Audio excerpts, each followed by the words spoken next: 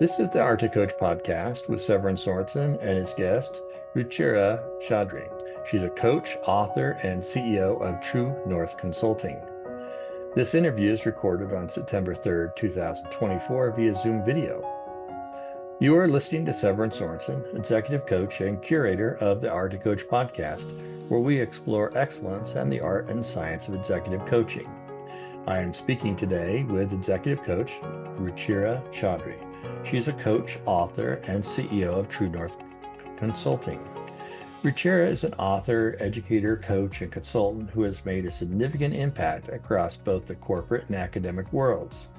With over 2 decades of experience in emerging markets through Asia, the Middle East, and North Africa, she has become a leading voice in leadership development, coaching, and organizational strategy.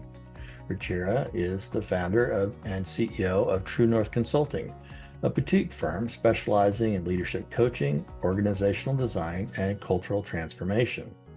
Her rich and diverse background includes key leadership roles in prestigious companies such as Medtronic, AIG, Ooredoo Qatar, where she navigated complex mergers and organizational transformations. Today, she partners with global institutions like Chicago Booth School, SMU, IMD Singapore as adjunct faculty, sharing her strategies and insights with the next generation of leaders. She is also the acclaimed author of Coaching: The Secret Code of Uncommon Leadership, published by Penguin. Ruchira also hosts regular contributions to the Harvard Business Review and Live Mint. Recognized for her contributions to women's leadership, Ruchira has been honored as one of the 21 women leaders in 2021 and awarded the Women of Excellence Award in 2022 by the Federation of Indian Achievers. Beyond her professionalism and her accomplishments, she serves as the board president for the American School of Bombay, where she continues to shape the future of education. With her wealth of experience and her passion for fostering leadership throughout coaching, is it any wonder why I thought she'd be a great addition for us here on the Art to Coach podcast, where we seek to explore the art and science of executive coaching. So welcome, Ruchira. How are you doing today? Fantastic. That took a long time. I'm sorry. Yeah, That was I a bit know. for me. You're a pretty impressive individual, so I'm sorry to have to put you through hearing all the things you've done. Let's get going right here. I have a question for you. I Sure. understand you've been in the coaching field some 10 years. Can you tell me Yeah. how your feet took you into a life passion of coaching? Yeah, it's a really interesting story. It's also a really long story. So I'll try and give you the short version. My foray into the world of coaching, I think, is more serendipity than something I did intentionally. So just to rewind this a little bit, the kind of work I continue to do in addition to coaching, I do a lot of organization strategy consulting. I also teach that. I teach mergers and acquisition. I teach organization design and transformation. I have this sweet spot between strategy and human resource work, right? And so I was working for this large financial services organization, running organization change and design for them in Singapore for the region. And at that juncture in my life, I realized that not only was it a very toxic work culture, I was not growing, I wasn't learning. And I also happened to have managers or leaders that were not adding to me. I felt I thought it was a very debilitating experience for me because it was a complete vacuum of any kind of growth. At that juncture, my alma mater, the University of Chicago, the Booth School of Business, where I studied and later on, currently I also teach as affiliate faculty, they were looking for an executive coach for the Asia campus in Singapore. And I think when they reached out to me, my first reaction was of disbelief. I said, I'm a hard-nosed strategy consultant. How can I help you with coaching? Because in my mind, in 2011 and 12, coaching was this wonderfully amorphous subject. It was great, but I thought of it as touchy and feely, one that didn't have a beginning or an end or clear deliverables. But I was having, as I said, a really turbulent time in my organization and my alma mater when they decided to do this, what they call the Advanced Development Program out of Asia for the first time. They were very keen because I'd been certified in a bunch of tools. And though I didn't want to pursue coaching, I didn't think I should pursue coaching because I didn't know enough about it. A lot of clients had said that I take away the white noise, I give them a lot of clarity. So I said, okay, This was a good time. I was exiting that organization, and Chicago booth is home turf for me.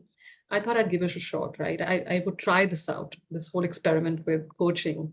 Yeah. So I spent that week at the University of Chicago, the Booth School of Business Asia. And what I found truly was not just an eye opener for me, but that sort of set the tone for the last decade or so. I worked with a lot of CEOs who were part of the leadership program at the university.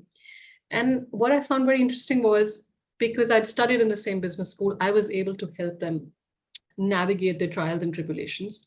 But what I learned for myself was that, in a sense, coaching is helping people untangle big knots in their head, right?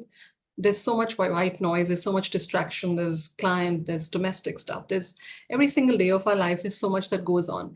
And what is a coach doing for you? That individual is a sounding board, and this individual's only role is to help you go higher and to shine brighter.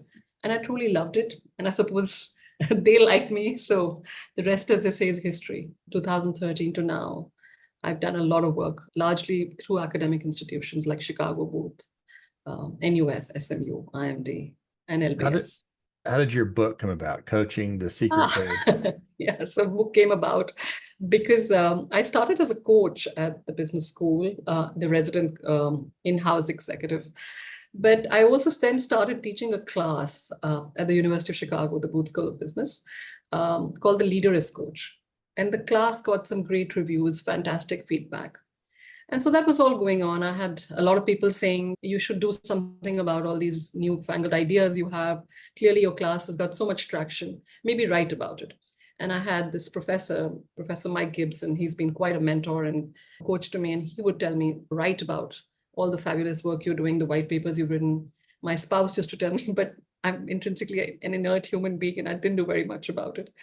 And cut to that, we left for India in 2018. My spouse works for Visa and he was going on a global assignment.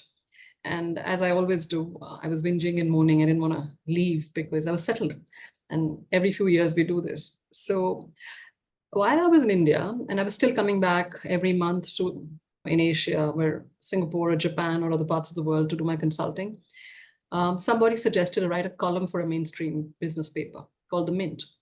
And so I started writing that column, which was called The Leader is Coach, and then it morphed into The Coaching Conundrum. That column did so well. I had so many people write into me saying, hey, this is my aha moment.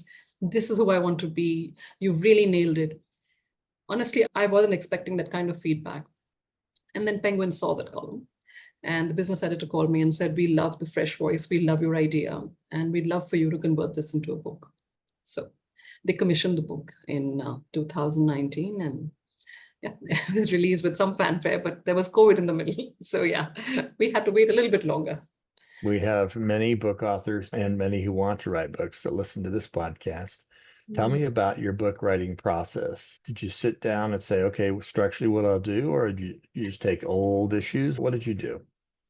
I'm as organized as I may be, at least when it comes to the academia and all the coaching stuff I do. I'm a very disorganized writer. I write some days, I write a lot, and some days I won't write at all. And I wake up in the middle of the night and I make these copious notes. But what really helped me in my writing journey, and I think that's the key message here, is to always surround yourself by people who you trust. Not everybody who comes from your world, but people who are your friends or even a family if you trust them. But make sure that they give you some tough love. Make sure that they're there for you, but their only aim or their only objective should be to help you go higher and to shine brighter. And you have to be open to taking some flack, some criticism. So I had this, my circle of 5 folks. They all came from very different worlds. And every time I completed a couple of chapters, I would send it to them. And they would all come back with their ideas and suggestions. And I think that really helped me become a much better writer. So my second book was commissioned, and I'm still as disorganized. So we have to regroup. My gang is this, they're all over the world. So everyone's laughing, saying, you need to get us back together so we can do part 2. Oh, that's wonderful. Tell me about what was in that book. Yeah, so Coaching the Secret Code to Uncommon Leadership is not a book about coaching per se. And it's not a book about leadership, right? It's a book that is at the cross section of leadership and coaching. So it does not give you the code to becoming a fantastic leader, because the assumption is someone who's reading that book is already a leader. This book helps you traverse the journey from being a good leader to a fantastic one, from being a good leader to an exceptional or an uncommon one, right? And coaching is that key that sort of unlocks uncommon leadership. So the book talks about how coaching, the act of taking someone higher through a series of non-directive and self-enabling interactions, how coaching is that difference between being good and fabulous. These leaders understand that when they build their empires or when they elevate themselves, they elevate others along with them. When they shine the light on others, they shine brighter. That's what uncommon leadership, and that's what the book explores. It's peppered with anecdotes and stories from not just my life, but from leaders from different genres, from sports people to politicians. I've interviewed some really interesting people from academia, from the corporate world. And it all comes together in this format where we describe what uncommon leadership is and how coaching is that missing link between good and uncommon leadership. Oh, it's wonderful. So I see that you have had a number of positions prior to coaching. Can you tell me about how each kind of prepared you for what you're doing today? I think I've been fortunate to have some very diverse experiences. You can call them a mishmash, or you can say they're very eclectic. So I've done everything. I started my life in advertising. And there I worked for the Tata Group, where I helped bring in the IPO. I was on this really high profile IPO team. And that made me learn something very different about life. Then we went and lived in the Middle East in Doha.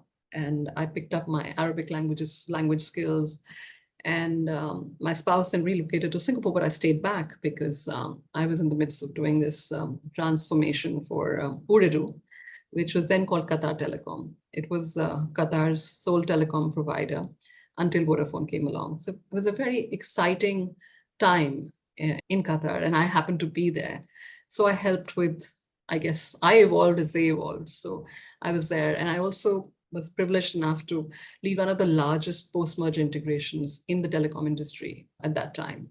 So I ran this large M&A integration process for them. And by then, my spouse had relocated to Singapore. So I spent a lot of my life traveling between Singapore, Doha, and many of these sort of entities, not assets, but entities that Ooredoo had acquired. So there were those organizations were in Kuwait and Algeria, in Maldives, in UAE. And it was interesting for me. I'm Indian by origin. I live in Singapore and I speak a few languages. And to constantly do this, go all across that part of the world, these are life-changing experiences, I think. So Yeah. Do you have a travel bug? I did. I call it BC, before child. Oh, there you go. Before child. There you This go. is all BC. I still travel, but of course, it's not crazy travel like I used to. That's when academia happened for me, I think. I had to make some trade-offs. And I figured this would ground me a little bit. That's great. You mentioned the Maldives. I think almost everyone wants to go there. Have you had some great experiences there? It's great to go to Maldives as a tourist. I would not recommend working there. Oh, there you It's go. How brutal. quite different. In fact, it was a hilarious story. I was there in my suit because, you remember, I was doing a large M&A integration and I had my perfectly blow-dried hair and all of those things, as you do, because you have to look the part. And then I realized that every morning they would send this little boat to the little island resort that we were in, and then somebody had to help you in the boat with water splashing all over you. Your hair looked like nothing on earth. So much for blow drying it in the morning.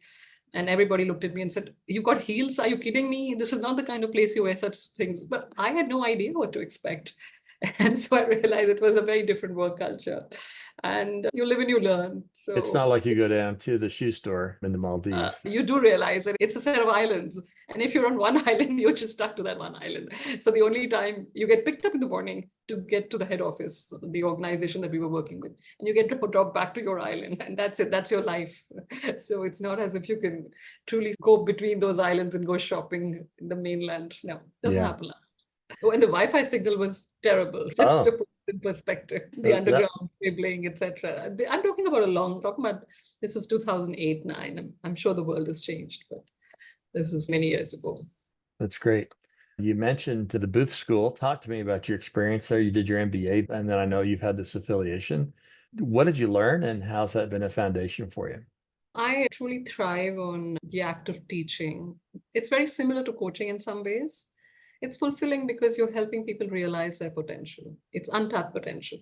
So just like when you coach somebody and when you ask them and not tell them, what are you doing in effect? You're helping them become better than they are today. You're giving them more capability and more clarity and confidence and self-awareness, right?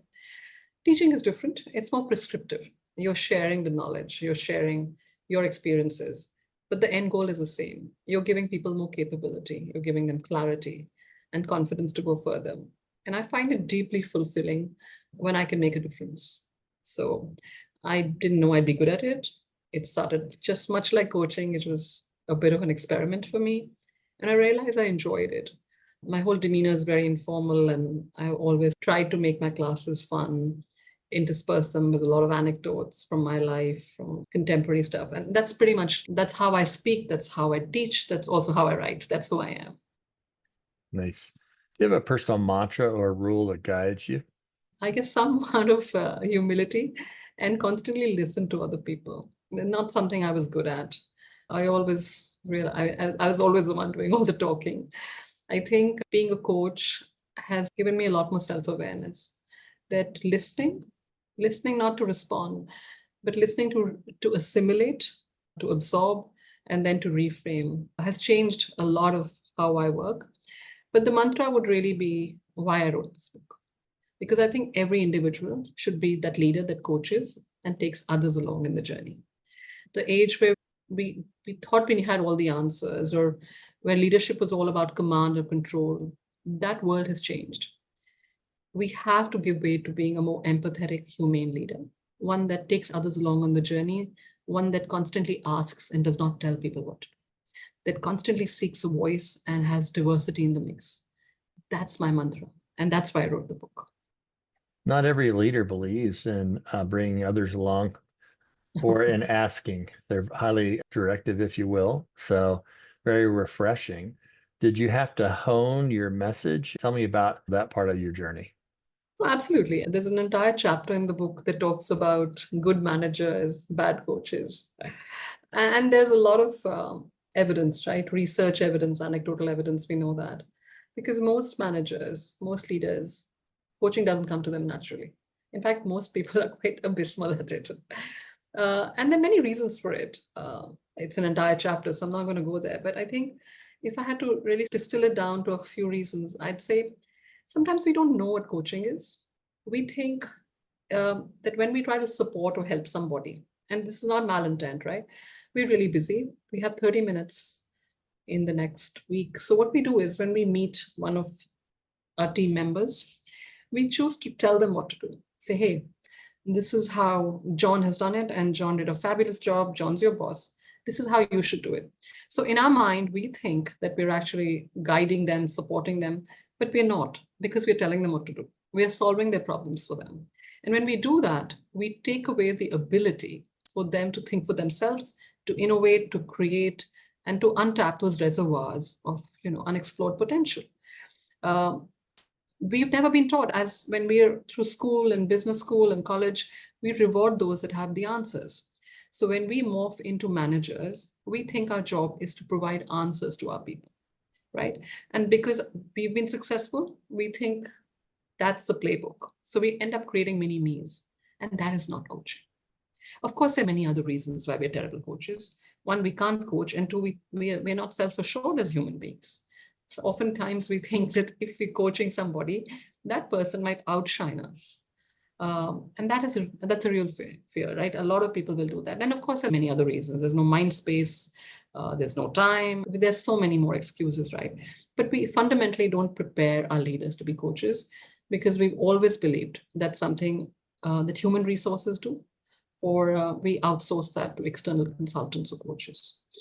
This coaching inside the organization from leaders is powerful. What have you seen as this field has changed? Because that focus has increased during the same years that you've been working on this. Absolutely. And I've seen a sea change.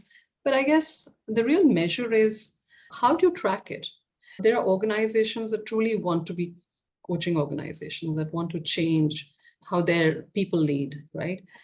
But what is a true measure that you're actually building the kind of organizations where every leader believes that he or she should create the next line of leaders? You could provide them all coaching training, or you could hire me. Yeah, fantastic. I could do some great workshops, but that won't change the world unless we truly believe that each one of us is responsible for building the next line of leaders. It's not going to happen.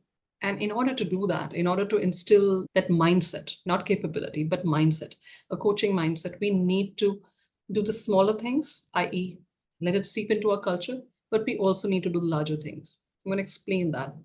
You have to think about creating coaching cultures by providing people external motivation, because not everybody is intrinsically motivated, right? Not everybody will measure their life by how many people or how many leaders they created. So organizations need to reward those that build others. And when that's part of our goals or our KPIs, and when we're evaluated against them, we will consciously or unconsciously want to do that. The second piece is you have to deliberately create a culture, as I'm saying. And that comes in small ways. As a boss, give feedback to your people, but also expect them to give you feedback. And when you try doing these things, the message that you send out is that feedback is a norm. It's not something we should take personally. And the reason we do this is because we want each one of us needs to be the best version of ourselves. I want you to go higher, and I'd love it if you could help me go higher. And organizations that weave that into the fabric of in their cultural fabric are truly organizations that have been thriving, not just surviving, but thriving and doing really well. That's great. What does your coaching practice look like today? It's pretty much the same. I just coach a lot for board members and CEOs. And I think the focus has been in the recent years, a lot of transition coaching. So it's when I transition, it's people who are at a certain level and they're going to the next level. And much like what I talked about, oftentimes what got you to the level of being a middle manager or senior manager does not carry you forward as you become a CEO or a chairperson, because oftentimes we get rewarded for individual contributions, but leadership needs a few more qualities. It needs not just the technical expertise. In fact, it needs very little of that. It needs you to have a vision, and more importantly, you need to take people along with you to believe in your vision. You need to inspire people, right? And at the individual contributor level, a lot of things, competitiveness, you can even be narcissistic, the passion to build a fantastic sales team has to translate into slightly different traits when you become a leader. And a lot of people struggle with that, right? It's a classic conundrum, because we've never really prepared our people to lead, because we've also never prepared them to coach. So I do a lot of that transition coaching. I coach a lot of women leaders, something I'm really proud of the work that I've done in that space. Many of the women coaches, aspiring senior leaders, now many of them run large organizations as CEOs or CEOs. I do a lot of work in the social impact sector, so I do a lot of coaching there. Some gratis, some of course not gratis. And I work for family offices. Those are pretty much the sort of broad sectors that I do. When you're doing family offices, is this really working on leaderships for their different business units? What is that? Yeah, but oftentimes I work with younger folks who have inherited the family business and are trying to change it and make it to speak that language as in not lose a cultural ethos, yet change, modernize, bring in new concepts, bring in the coaching culture that we've talked about, which clearly did not exist, right, in the erstwhile scenario. Oftentimes, these are very command and control hierarchical organizations. But this new world needs to change. And I think the folks at the helm recognize that. And oftentimes I support them in doing that. So when you were offered the opportunity to become a coach, what did you do to intentionally learn about coaching to pivot? Because going from consultant to coach, that's a journey. Tell me about your journey. Yeah, it's a good question, because they're at diametrically opposite ends of each other, right? In that case, you tell, because you provide solutions. You've been hired for your expertise in a domain or your capability, and you constantly want to give people answers. So that's what you get paid for. Coaching is completely contrary to that, where you're asking and helping people find the answer, helping them find a solution, but not giving it to them. So yes, first and foremost, I had to control that urge to always offer a solution. What did you do to prepare there? Because it's one thing to say, okay, now I'll do this, but did you go about focusing on what is coaching? What is the research? You seem very academic in your Yeah. approach. Tell me what you did. I did research it, but also as part of the book, right? There's an entire chapter that helps people think about if they truly wanted to be that leader coach, what should they do to prepare for it, right? Because as I said, it's not something that comes naturally to everybody. And not that we're expecting them to be professional coaches either. So much as I wrote that chapter and that a lot of the research, I think the first thing is, in my case most, is that we need to contain that urge to offer solutions, instant solutions, because consulting is all about doing that. And it was hard for me in the beginning, but I had to consciously tell myself, no, this is not my solution. He or she will come to it. I can bring them close to the solution. I can guide them. I can reframe. I can ask powerful, open ended, compelling questions, but I can't be the one telling them this is right for you because it's their journey. So that was one. The second thing is, and to me, I still believe is the most important trait of any good coach, right? Whether it's a professional coach, an executive coach like me, or a leader coach. I think it's the ability to unlearn. We hold on to our beliefs so strongly, so firmly. If we can step back and say, okay, things could be done differently. Learning is the easy part. You can go through academic research, you can read my book, I can read many books. But the whole notion of unlearning or being open to new ideas, that I think is key for any. And of course, a big dose of humility, of self awareness is really important because you have to know yourself before others.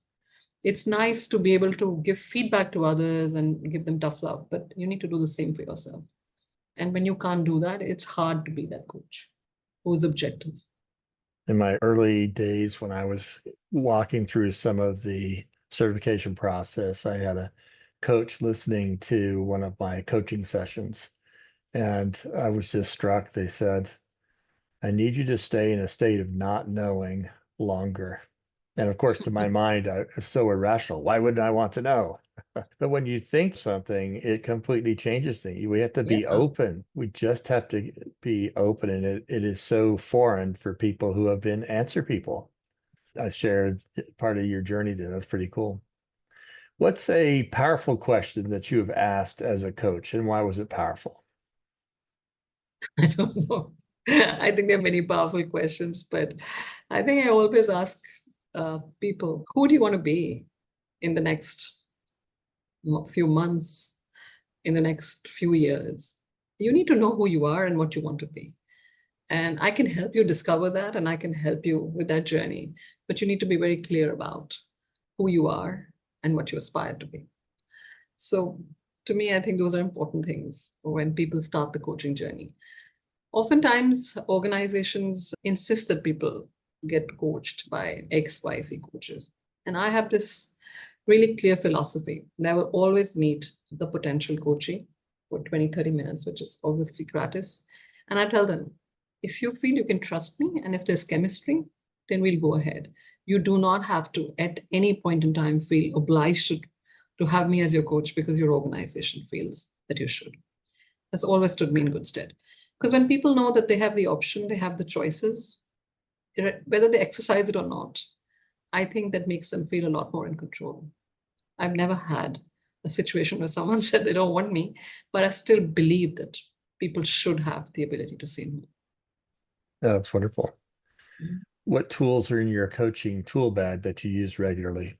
Well, I have a few of my own models. I referred to them in the beginning. So as I was writing the book, as you said, I'm fairly academic. I am. They call me para-academic. We are practitioners who also teach. Um, I was trying to articulate in the book what coaching would do for somebody, as in what should you expect when you get coached? And by the same token, if you and I were getting coached, how should our life change? There's a lot of lofty statements we make, right? Human resource journals, or business strategy journals. We say that coaching is about getting the return on your ROI. Coaching is about untapping those reservoirs of great potential. Coaching is about making you the best version of yourself. But what does that truly mean and how do you distill that? And I think that was my challenge. Despite being a coach, despite being somebody who taught this, I was finding it hard to articulate it. And I found the answer in a fairly unlikely place. So watching that movie Kung Fu Panda, my son was watching it, and I usually was I'm usually doing something in the background, never really Yeah. pretending to be there. But I think I must have seen it like 100 times, and I think there was a scene where that Master Shifu was talking about it, and I realized that the answers to a lot of these fundamental issues can come through the media, through movies. And so that's what it is. And that's how I started building the model. So the model that I use, which is my own, it's a proprietary model. It's in the book. It's also the centerpiece of my book. It's called the Four Cornerstones model. It's a 4C plus model. And the first cornerstone is capability. So when you get coached by somebody or you're coaching someone, the first thing is that the individual should be a lot more capable than he or she was before the coaching started. It's not just the ability to do something, but it's the ability to do something a lot better. And capability comes in many ways. You do the same thing better, you're more productive, you're more creative, and you can think out of the box and you can think far ahead. And there's a measure of that. So that's the first cornerstone. The second cornerstone is consciousness, which is another word for self-awareness. The coach is a mirror. So when you hold up that mirror, you can see all the parts that are shining really bright, but the coach should also be able to shine the light on these blind spots, or as we say, hidden spots, and help you become a better version of yourself by assimilating the bits that you need to work on. The third piece, which is what most people will say when you say, what does coaching do for you? Or what is the most important benefit of coaching? They say it's called clarity. Clarity, because as I said earlier, thanks to Kung Fu Panda, the answer lies within you. The coach doesn't give you the answer. The coach will help you untangle those big knots in your head. And those big knots then can form distinct shapes and patterns, or you can even color code them, right? And when you do all of that and lay it out for the coachee, the individual gets a lot more perspective, and he or she can then make decisions based on how you untangle and unfurl those knots. And that gives them more clarity, a greater direction to go forward. And the last cornerstone, which is personally something that I talk about a lot, is confidence, because it's not often capability or competence, it's our self-belief. Sometimes we don't believe in ourselves. And this is a phenomenon that women are plagued by it a lot more than men. And I cannot stress enough that a good coach, a good leader coach, or a good coach should truly focus on this one cornerstone when it comes to women leaders or aspiring women leaders. And of course, these four cornerstones, and I call it the 4C plus model, it comes alive when you create a culture or an ecosystem where coaching is a norm, i.e. give feedback, receive feedback, consciously create opportunities for people to build others. I use it a lot, clearly, because it's my own. That's nice. I like that. I was thinking when you were saying consciousness and you talked about the mirror, one of my dear friends is a gentleman named Glenn Waring, and he has produced a bunch of mirrors. And on an automobile, sometimes on the side mirror, it will say, careful, objects are closer than you think.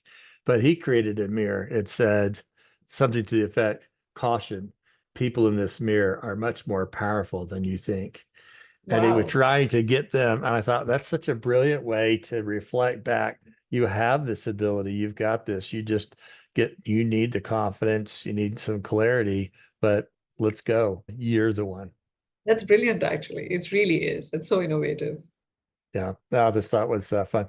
That's one of the fun things about this podcast. I get to hear from lots of great coaches, Yeah, kind of but you're fun. doing a great service, I think, by doing podcasts like this, because you're spreading the message far and wide.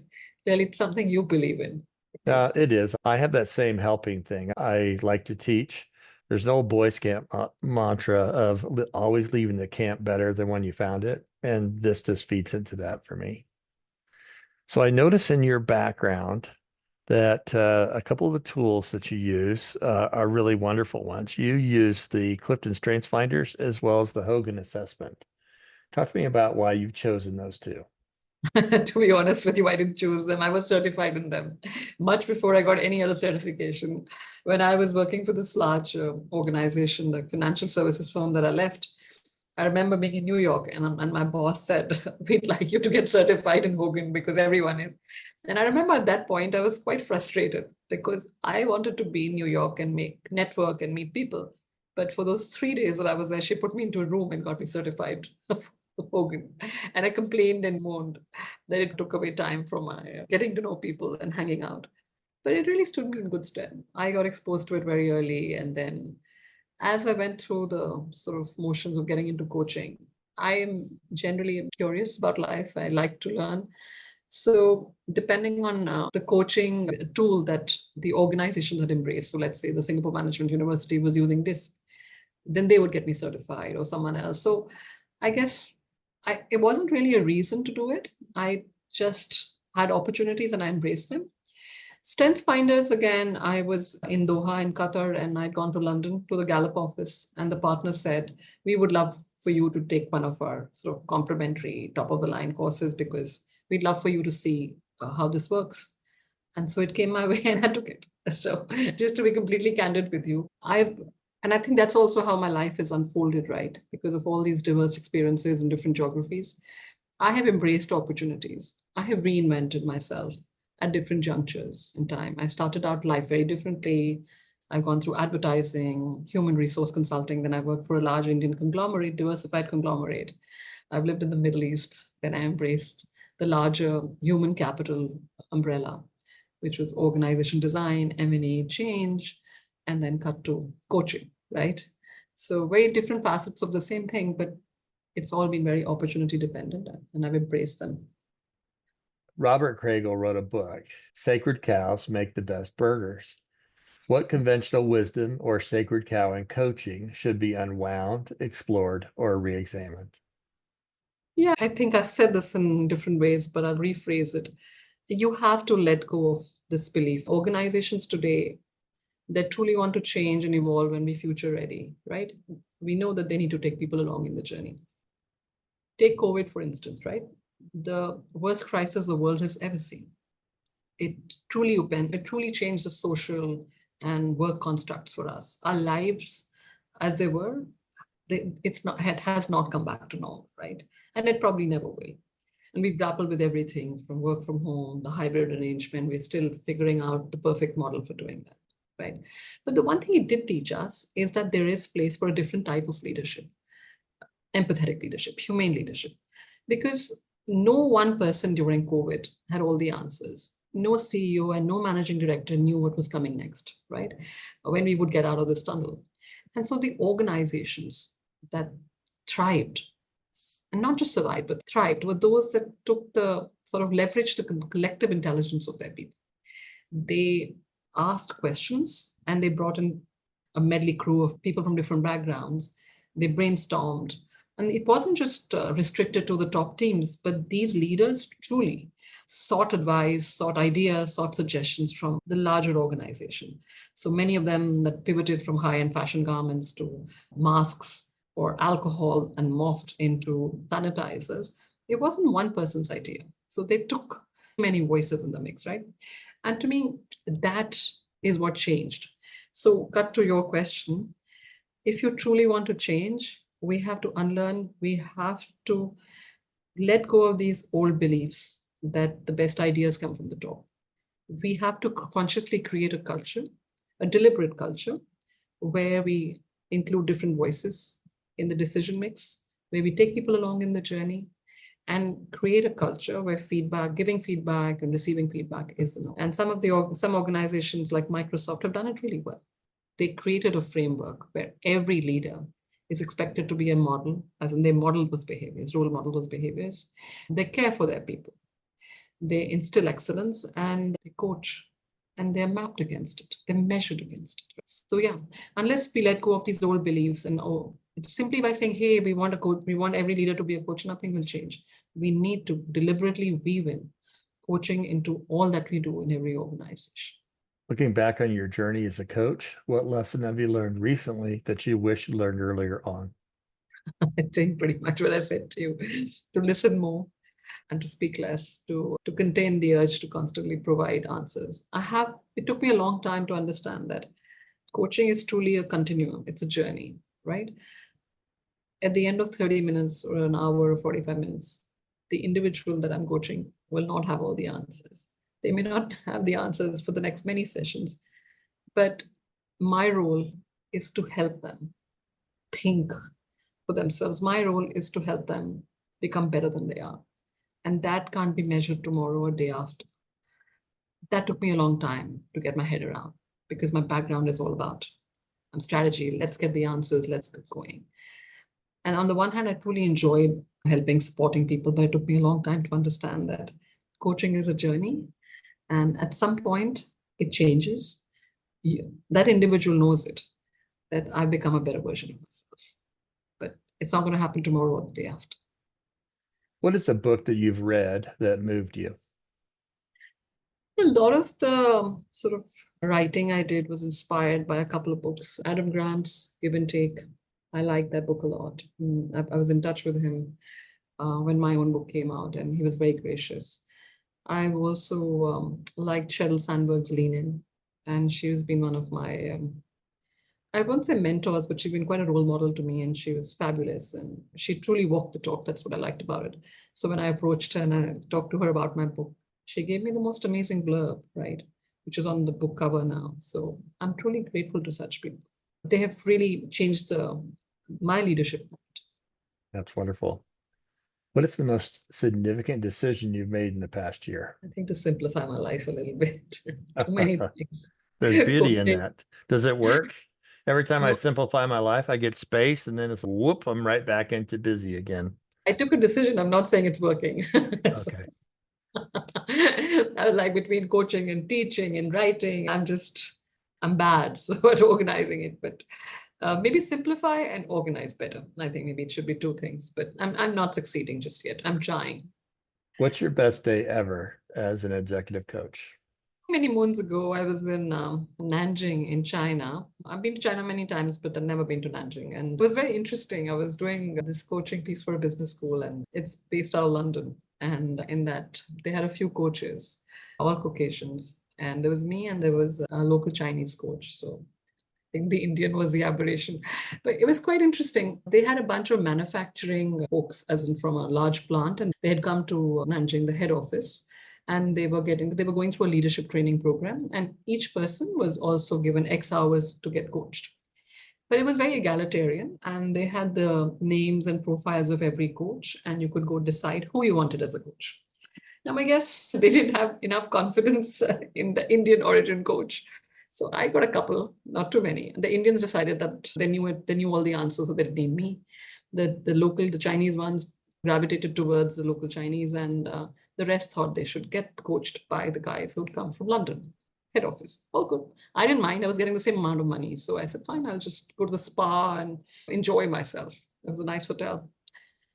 It so happened that last minute, there were some scheduling changes, and I had this young Chinese woman. She was a plant manager, just got promoted in the manufacturing plant. And she ended up having to get coaching because the other coach wasn't available.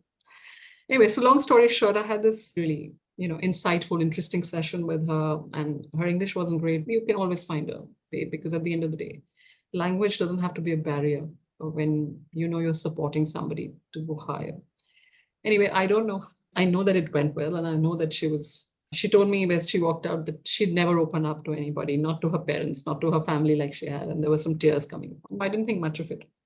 Next morning, everybody had moved from their existing choices to me. So now I thought I had 3 days to relax and chill and still get paid the same amount. Everybody had decided they wanted to get coached by me because she must have gone and told everybody. Yeah, I think it was a very fulfilling experience. It was a completely different culture where the language was a barrier, and yet obviously I somehow made a connection with her and instilled confidence in her, helped her go higher. And yeah, I ended up spending the next 3 days coaching a lot of people. Isn't that wonderful? It's interesting how coaching is received in China. One of my clients invited me to come over with him to see his factory in China. And I don't think I've ever had more regard or felt more regard than here we are in his factory. And I think they had space for 1,100 workers there. and they feed all of them. It's one of those campuses. And so we are right there in the restaurant area. And then he announces to everybody, I want you to meet my coach. And Wow. everybody, I'm like, wow. I felt like the King's Speech where you're in the The box. And celeb, I right. thought, but the regard, it was just a wonderful experience. That was in Shenzhen at a factory there. So it is wonderful the impact you can have when you take yourself out and you just try to serve others and listen to them. And the fact that this plant manager could open up to you just speaks volumes. That's wonderful.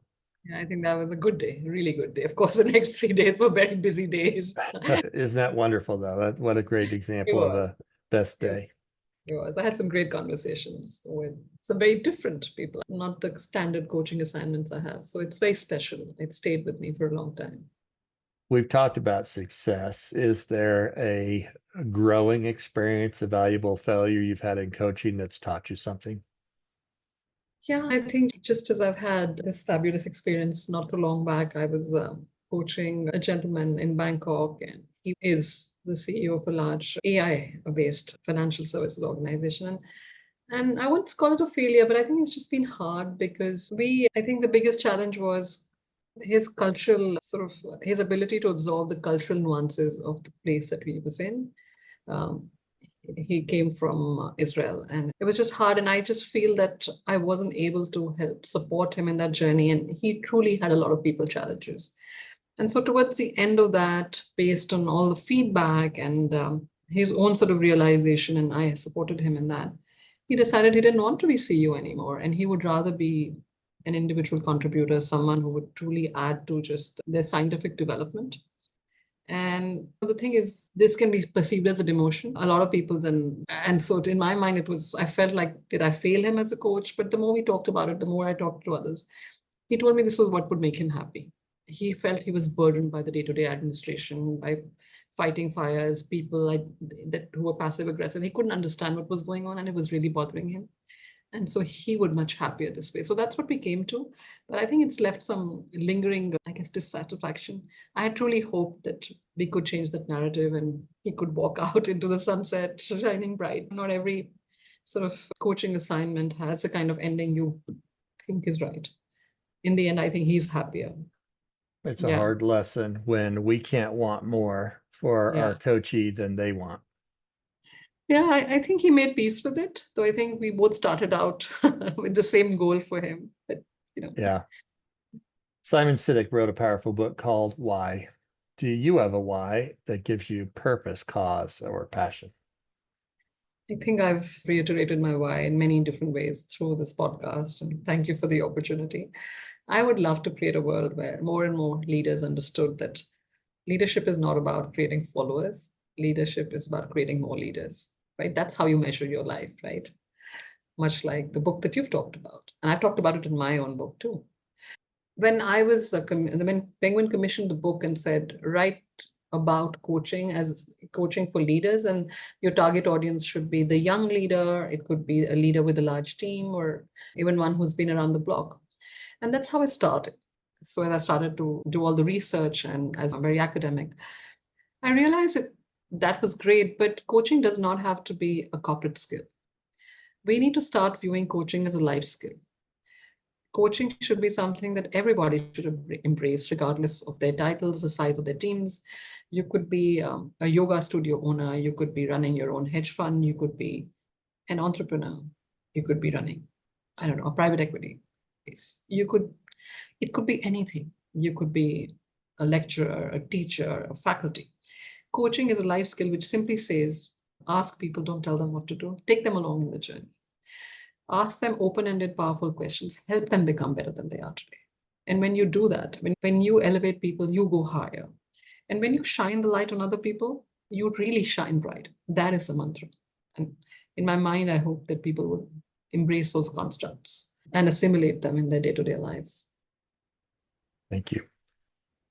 We haven't talked about AI at this point. I'd love to get your thought on AI and its impact on coaching in the future.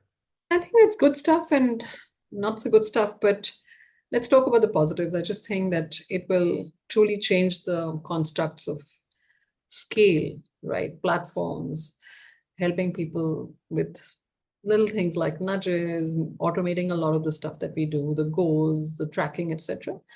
But I also think that we have to have the ability to use AI right. It's not a substitute for a human being who is your coach, who understands you.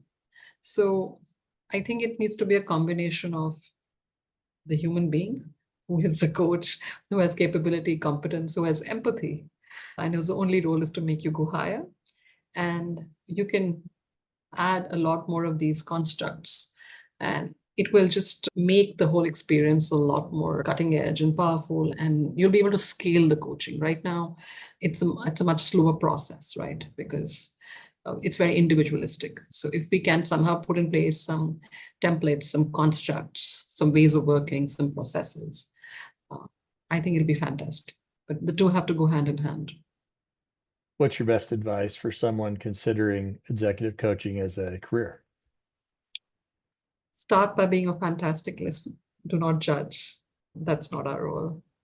And remember, always ask powerful, open-ended questions and help people go higher. I think if we just do these three things, we can be great coaches. The late Clayton Christensen wrote a powerful book, How Will You Measure Your Life? Yeah. How will you measure your life? By the number of leaders I've created who lead fulfilling lives and believe that they become more capable, more confident, have greater self-awareness, and perhaps a lot more clarity about what they truly want to do. What's the question I've not asked you that would tell us more about you? I think you've asked me a lot of questions, but the one thing I would say is that I do a lot of work in the women's leadership arena. And I truly think that we have to focus on coaching them. It was a very controversial chapter. My editor wasn't pleased. And he said, why would you want to do that? Because the destination should be the same, right? Make the person the best version of themselves. And I absolutely agree. Whether you're coaching the male gender or the female gender, it should be. But as I said to you earlier, when I go back to my 4 cornerstones of coaching, clarity, consciousness, capability, and confidence, I think there is an entire body of research. And of course, I can say that for myself too. It's not our capability, it's not our competence that sometimes lets us down. It's our self-belief, it's our confidence. We're constantly plagued by the imposter syndrome. We feel that we got the next fantastic role because it was an accident. And we constantly believe that one of these days we'll be outed, the imposter. We take flights to go places. We're constantly thinking about leaving young children behind or spouses, or we constantly take the larger burden of the domestic place. It doesn't matter whether you're married or you have children.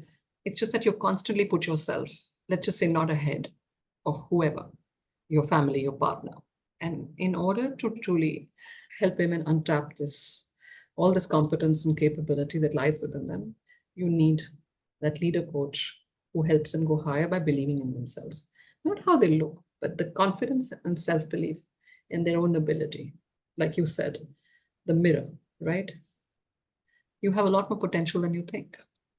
And so I'm very proud of that kind of work that I've done. And I hope that more and more leader coaches will buy into this model and they will believe that you have to call out when people mansplain or hold women back. We have to be there for each other because it's time to get more women into leadership positions, into boardrooms. We still have a really long way to go. I agree. And totally in support of what you're talking about there. It is so important. You're doing great work. Ruchira, it's been a really fun adventure, this kind of conversation we've weaved in so many places. Can I share with you what I heard I want to remember? sure. First off, you're a very powerful person. You love to research. You've never met a training program that you didn't think you could master it. And today, you're the fulfillment of all of this learning. So you have such a reservoir to draw upon. One of the fun things in my interviewing is that I get to hear people from different backgrounds. And as they answer questions, I can hear the different constructs of where things have come. And you spent such a long period of time becoming the best you possible. It just radiates in what you're doing. So I think that's awesome. I loved hearing about your background. You're truly a global citizen. You have lived in all different cultures. embracing working at the highest levels in these companies, working on M&A and other things, and that's a wonderful thing. I loved your experience talking about how you came to write your book, doing some articles for the Mint, and then having the honor to write another book. I liked your personal mantra, humility, listen to other people, listen to assimilate, absorb, reframe.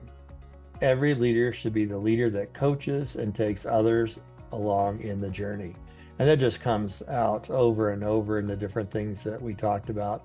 I loved your 4 C's, capability, consciousness, clarity, confidence, just so much great strength here, as well as just the dialogue along the way. So lots here for me to go back and to ponder, but I think it was a wonderful conversation. For our guests, those who would be interested in talking to Ruchira, she is a coach, an author, and CEO of True North Consulting. She can be found on LinkedIn at Ruchira Chaudhary, and you can find her in those ways. Now, with each podcast, we like to end with a few quotes, and our quotes today are 4. First, from James Humes.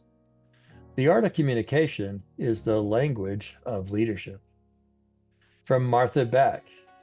The process of spotting fear and refusing to obey it is the source of all true empowerment.